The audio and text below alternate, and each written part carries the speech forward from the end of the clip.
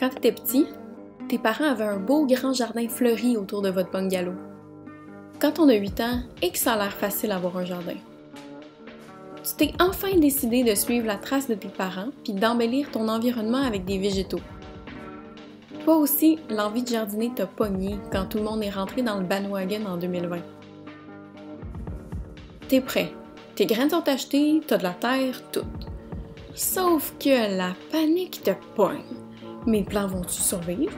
Est-ce que je fais la bonne chose? Est-ce que je vais rater mes semis? La réponse est, c'est fort possible que tu fasses pas pantoute la bonne chose. C'est pas grave, il y a 80% de chances que même en faisant n'importe quoi, ça marche très bien pareil. Laisse pas les pros des plantes te décourager avec leur liste de 14 tâches quotidiennes incontournables puis leurs 35 bébelles à acheter qui sont supposément essentielles pour commencer à faire des semis. T'en as pas besoin. Le jardinage, c'est pas une science exacte anyway. Tout le monde a ses musts pis ses trucs de grand-mère. Il y en a qui marchent et il y en a qui sont des placebos. C'est quoi le pire qui va arriver si tes semis germent pas ou s'ils meurent? T'as perdu quelques graines. Bon, c'est pas grave. La terre, ça se réutilise. Les plateaux, ça se réutilise. Tu vas pouvoir recommencer.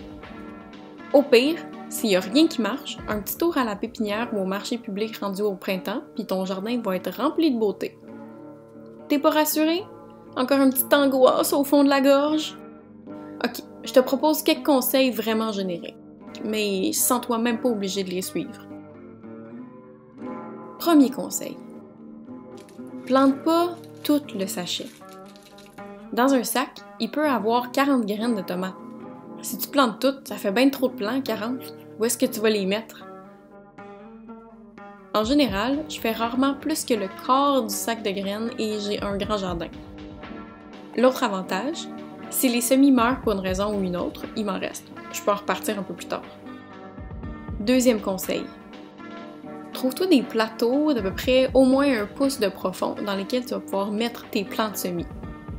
Ça peut être des plateaux achetés, comme ce que moi j'ai fait, ou des petits bacs là, pas trop profonds du Dollarama, ou même un contenant de fast-food. Ensuite, arrose par le dessous. Par le dessus, ça dérange les graines s'ils sont pas encore germés, puis ça attaque un peu les petites pousses là, qui sont encore délicates.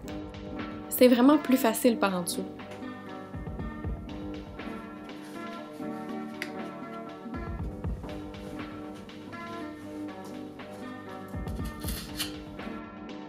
Troisième conseil. Quand il fait moins chaud, les semis poussent moins vite et ça fait des plants plus denses.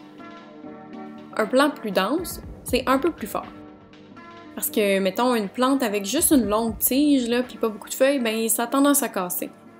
Fait que au début du printemps, si tes semis poussent étonnamment vite puis qu'ils font pas beaucoup de feuilles, baisse un peu le chauffage ou craque une petite fenêtre. Ça va t'aider. Quatrième conseil. Choisis la fenêtre la plus lumineuse de ta maison. Idéalement au sud ou à l'ouest. Si t'es à Montréal, ça va être la fenêtre de ce bord-là ou de ce bord-là. Rappelle-toi, c'est correct si tu fais face à un échec, là. C'est beau, c'est pas grave. Tu te reprendras l'année prochaine, puis tu vas devenir meilleur avec le temps.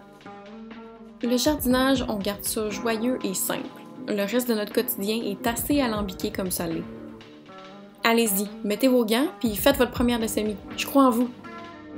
On se revoit les mains dans terre, guys. Bye!